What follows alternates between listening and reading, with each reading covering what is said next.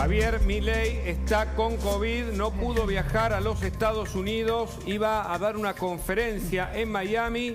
Tanto él como su hermana dieron positivos en un examen que se hicieron al comienzo de esta madrugada. Se posterga el viaje de Javier Milei a los Estados Unidos, insisto, iba a dar una conferencia y un desayuno con empresarios y personalidades en la Florida.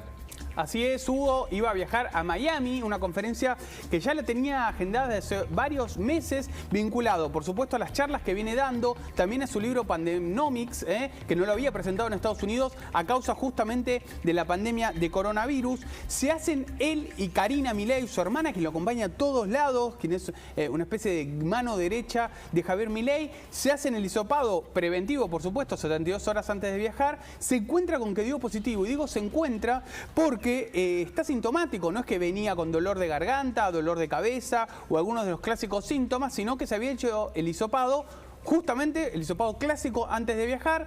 Por supuesto, al darle positivo lo suspendió. La conferencia que iba a realizar lo va a hacer de manera virtual y gratuita finalmente. Y tenía pensado ir el martes, volver el jueves, así que tuvo que suspenderlo. Va a estar una semana aislado el diputado nacional Javier Milei con coronavirus. Había sido vacunado, a pesar de que tardó un poco en vacunarse, y por lo menos por ahora en las primeras horas lo transita prácticamente sin síntomas, por eso se sorprendió cuando le llegó el resultado. Un dato semi-gracioso: Milei no había abierto su casilla de correo electrónico donde le daba positivo y se termina enterando porque le empiezan a consultar sobre el resultado de algunos colegas. Así que sacó un tuit un poquito enojado con el tema, pero sí, por supuesto, tendrá que hacer reposo. La conferencia la va a dar igual el miércoles de manera gratuita por las redes. Una conferencia, como contabas muy bien, Hugo, con empresarios sí, y dirigentes allí en Miami. Con un costo, cobró, bueno, Milei dijo, dono la dieta, 200 y pico de mil pesos que le llegaron a un kirchnerista,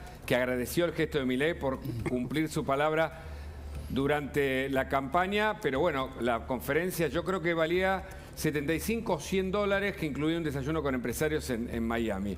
Gabriel, tu mirada sobre el fenómeno Milei, lo que está pasando con él. Primero, que hay una gran diferencia entre el Milei candidato y el Milei asumido diputado. Me parece que no es lo mismo aquel Milei disruptivo, casi que gracioso, con este que con cierta y grandilocuente, te diría, estrategia de comunicación, está captando la atención realmente de la ciudadanía fuertemente. Acá no estoy haciendo una apreciación de programas, planes, ideas a futuro, idea de país o cómo es su labor como diputado.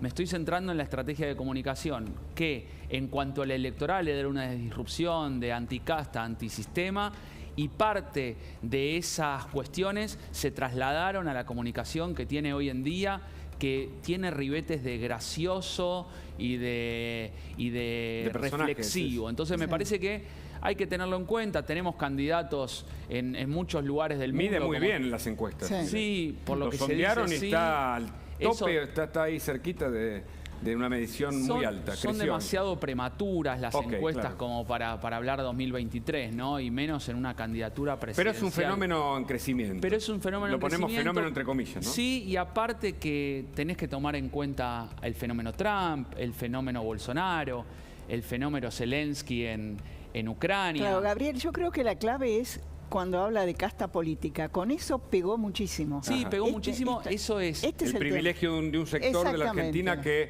pareciera vivir en una burbuja. Y algo que le funciona muy bien es que termina generando distinto tipo de acciones, como la donación, que uno podría decir es realmente demagógica, pero también consiguió 1 millón de datos. Javier Milei, 200.000 pesos por 1 millón de datos es un buen negocio. Digo, generó toda una estrategia en base a estas cuestiones disruptivas de acciones que me parece que trascienden la disrupción puramente dicha, o la que llaman la locura o lo friki o lo del fenómeno. Pero es interesante porque en el medio de una imagen negativa en aumento de la mayor parte de los dirigentes argentinos, sobre todo después de muy malas gestiones de los últimos años, fenómenos que vienen de afuera de la política empiezan a generar impacto. Sí, es el fenómeno outsider que tantas veces hablamos, como el caso de Manes en algún sentido, y este caso muchísimo más disruptivo, bien antisistema y anticasta, que me parece que Milei representa eso, con el apoyo de muchos actores de la política que realmente les gustaría que le vaya bien a Javier Milei. Inclusive con algunas temáticas, y esto ya tiene que ver con el fenómeno liberal, que fíjense cómo se metieron en la campaña y hoy están en el discurso público. Y me refiero a una particular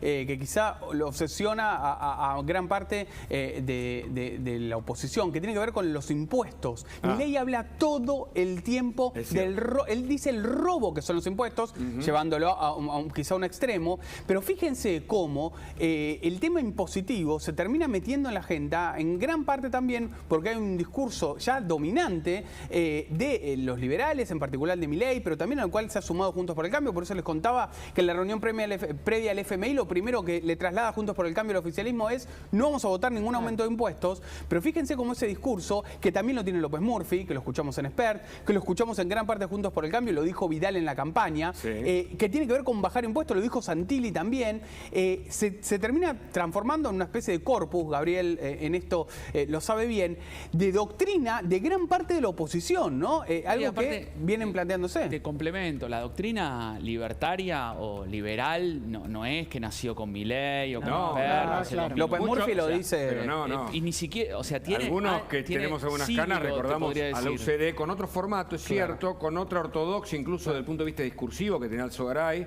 Mucho más clásico todo. Mucho más clásico. Sí, más pero tradicional. dicen que va camino esto a ocupar ese lugar que ocupó en aquellos años la UCD. Lo reivindica, Hugo. Sí, la gente experta y Milei reivindican a la UCD. Uno podría decir que el espacio existe, no es que no existe esa cuestión, y sobre todo respaldado en que, viste que no hay árbol sin bosque, bosque sin árbol, como se dice todo el tiempo. Digo, hay un sustento detrás, en la cuestión ideológica más que nada, que eso me parece que es muy interesante de analizar. No es un dato menor a dejarlo pasar, a no tener en cuenta, de que la doctrina, la cultura, la ideología libertaria y o liberal realmente tienen mucha historia y mucho respaldo en las cuestiones que van aventurando y diciendo.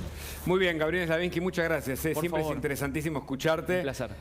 Y que nos visites aquí en La Nación Más. ¿Qué pasa con el